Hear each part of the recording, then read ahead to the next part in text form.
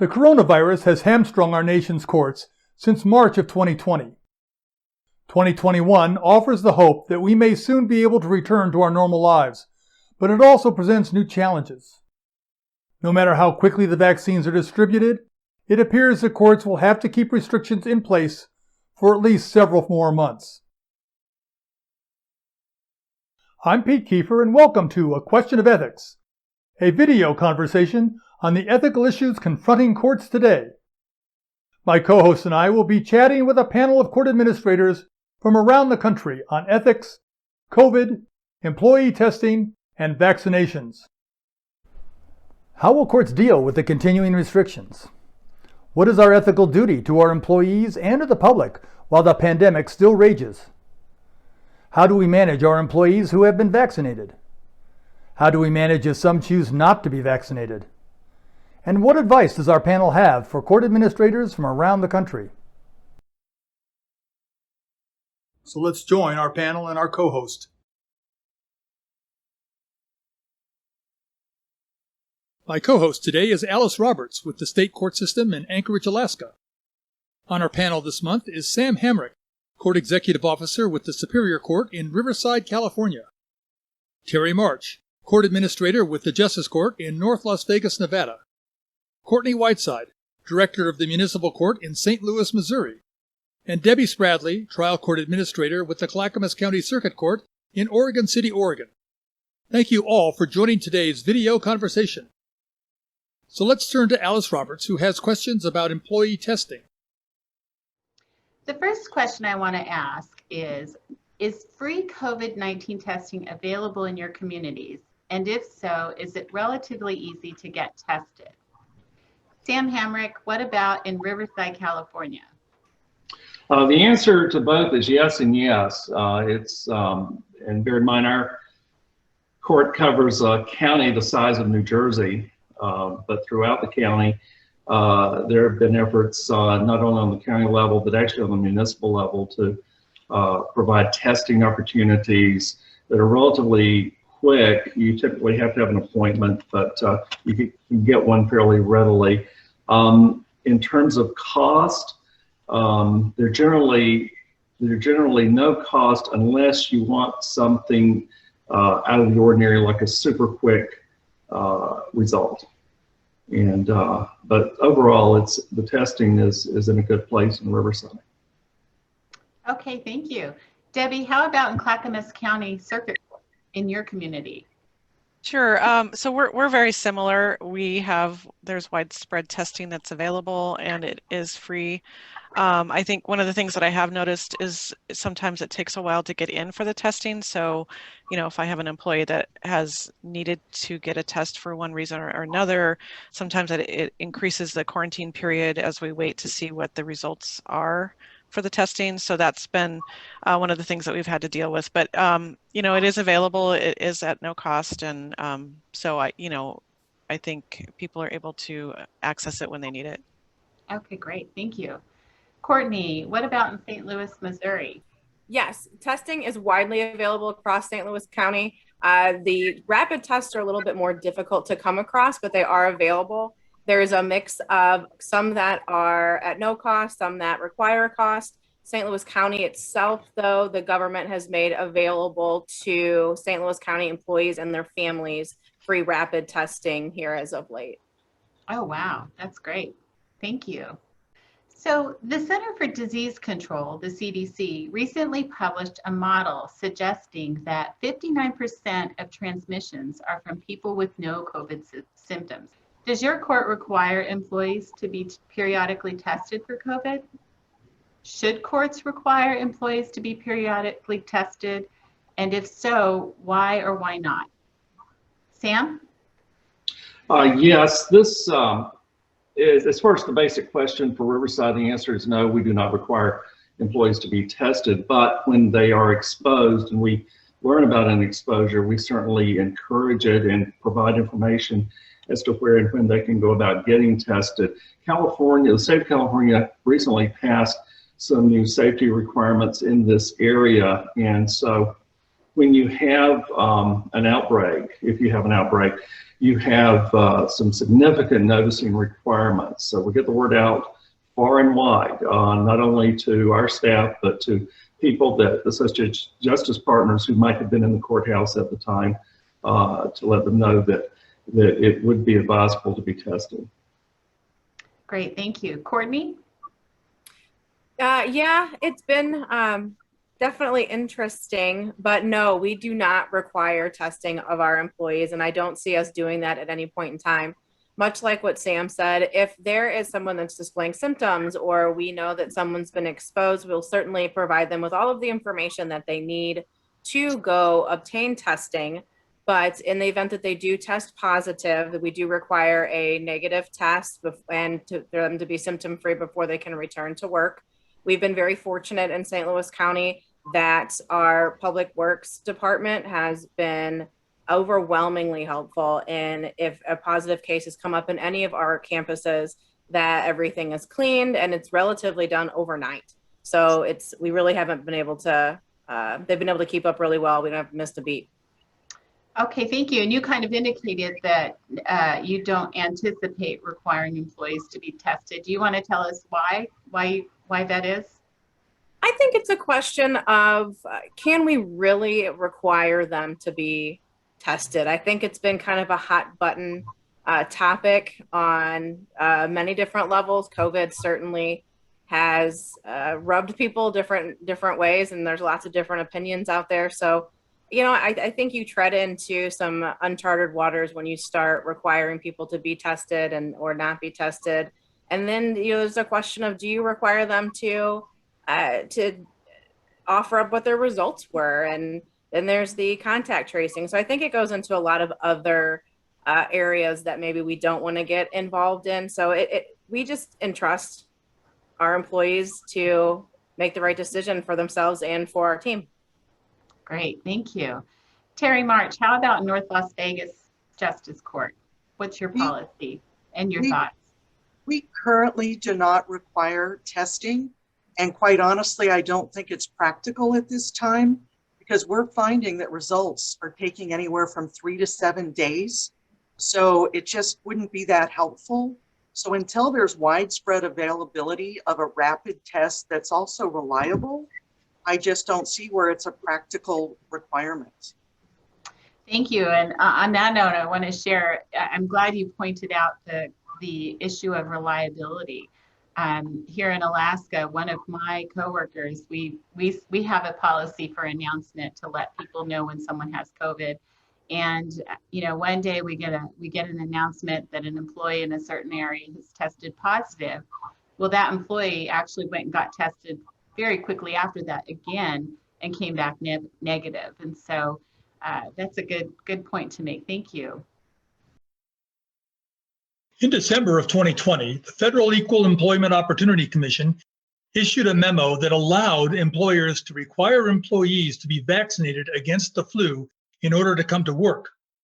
Now, with that in mind, will your court require employees to be vaccinated against COVID? And should courts require their employees to be vaccinated? Sam? At this point, our folks, the staff and the bench, are looking forward to being able to get the vaccine. There's an incredible shortage throughout, I think, in all quarters of the vaccine. And right now in Riverside County, the targeted group is 80 and above. So it's not available really to our folks right now, generally. But I feel like it soon will be. And my sense is we would not require it, but there are some jobs that, and the job that comes to mind is probate investigator. If that work were to bring an employee into a nursing home and the nursing home were to require a vaccine, then it would appear to us, and of course we would go through through our various represented groups to work this out, but it would appear that in that case it would be akin to a licensing requirement more than the court requirement. In order to do their job, they have to go in the nursing home. In order to go in the nursing home, they have to have the vaccine. So you could have situations such as that.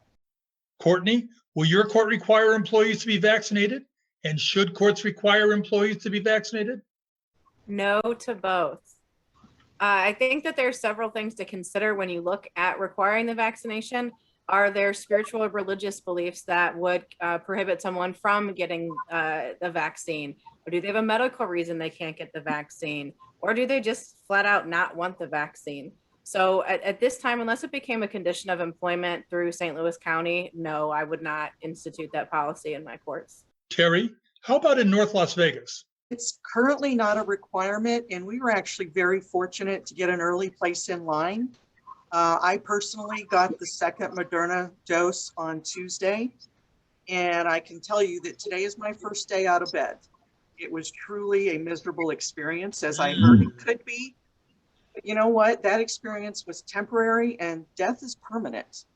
And so we were hoping to lead by example and get our employees to be compliant. And at this point, I would say about 50% have received the vaccine.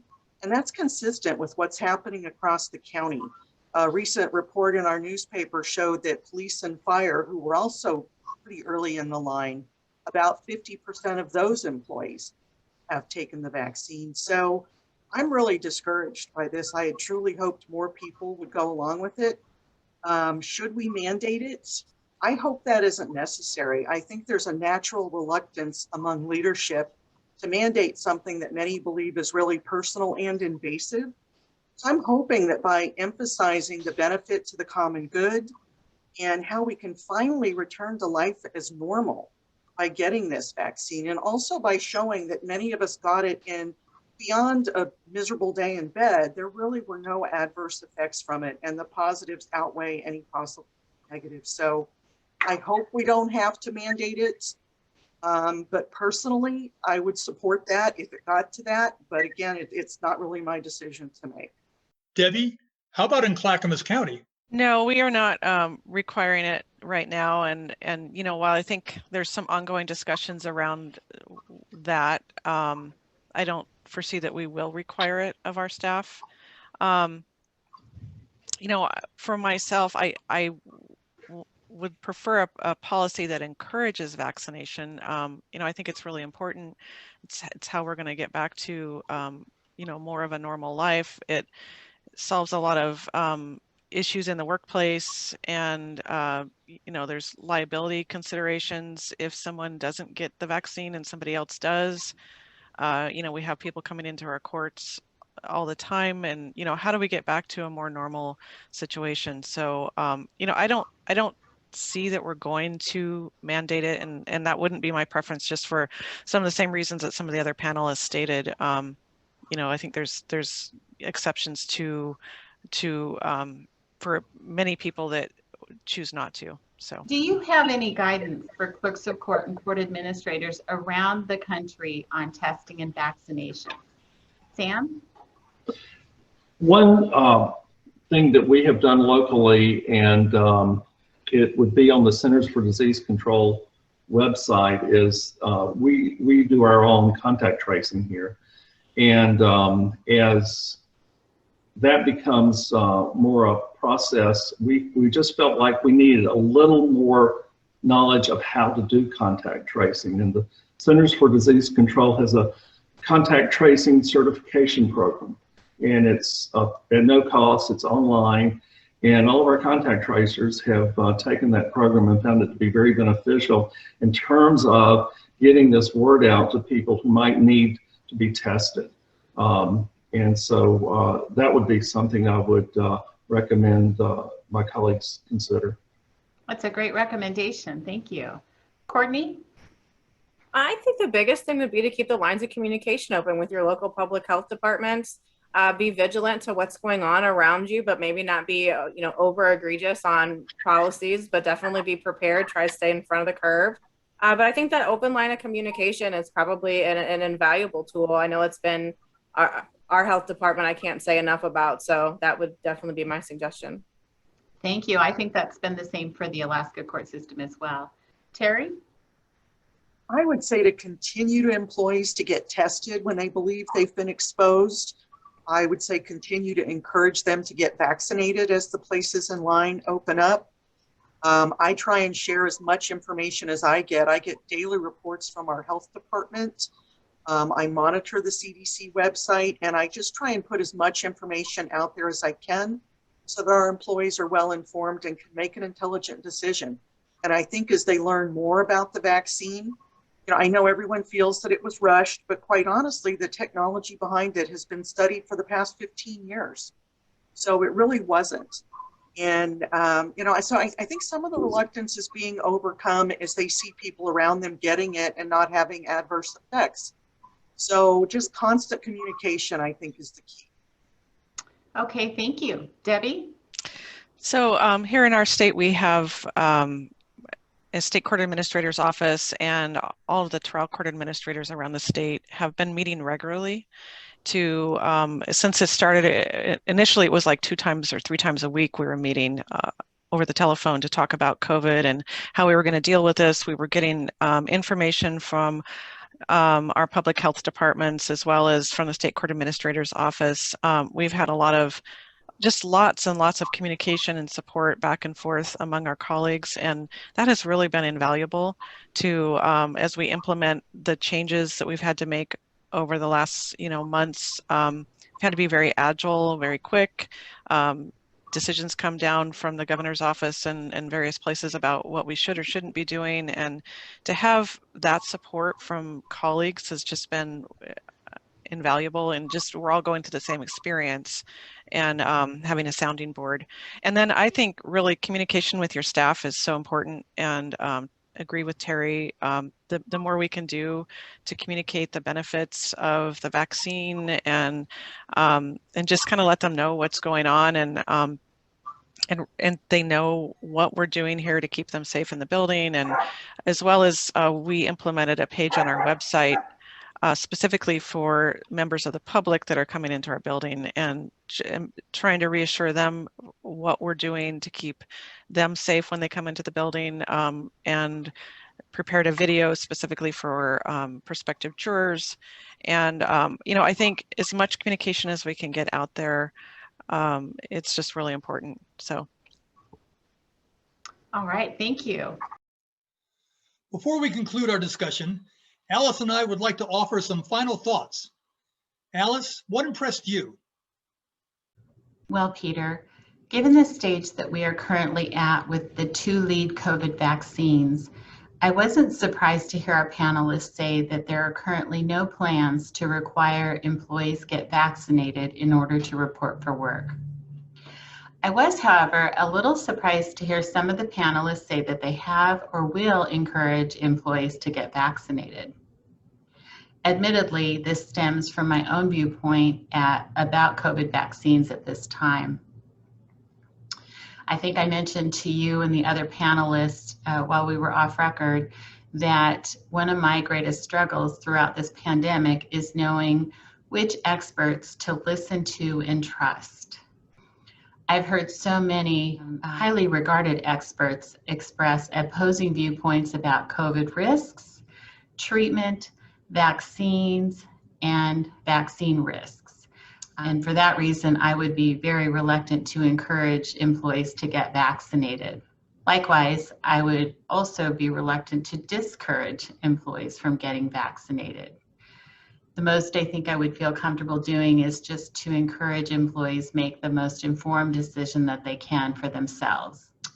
Having said that, I just want to say I was so impressed by this panel of court administrators, and I greatly appreciate the challenges that they face as they make decisions about how to provide a safe work environment for employees and for customers who visit the courthouse. So I appreciate the challenges, and I'm so thankful that we had an opportunity to talk with them. This conversation brought up several issues that impressed me. After almost a year in lockdown, events are beginning to move quickly. For example, this ethics discussion was recorded on February the 6th, and already many of the points that we talked about have changed. Since then, many states have either lifted their mask mandates or lifted occupancy limits in public places. This, while medical experts still worry that we're moving too fast.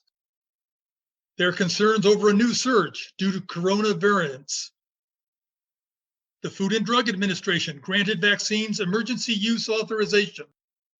But that means that employers cannot require employees to be vaccinated since the vaccines are still considered experimental. However, at some point, the vaccines will be licensed as safe and effective. There is talk that we may even need to have annual COVID booster shots. Therefore, I think the questions remain open. What ethical responsibility will employers have in the future to employees who become infected, or to the public that enters our courthouses? And what is the line between the freedom of personal choice and one's responsibility to others? I want to thank Sam Hamrick, Debbie Spradley, Courtney Whiteside, and Terry March for sharing their experiences and insights about ethics, COVID, testing, and vaccines. How to manage these questions is incredibly timely and could have implications in the years to come. My thanks also to my excellent co-host, Alice Roberts, for her perceptive questions. This has been A Question of Ethics, a video conversation on courts and ethics. I'm Pete Kiefer, and thanks for watching. Thanks for joining us today. A Question of Ethics is a regular segment that appears in The Court Manager, the journal of the National Association for Court Management. Become part of the conversation. If you have questions, comments, or ideas for future segments, email us. Our address is ethics@nacomnet.org.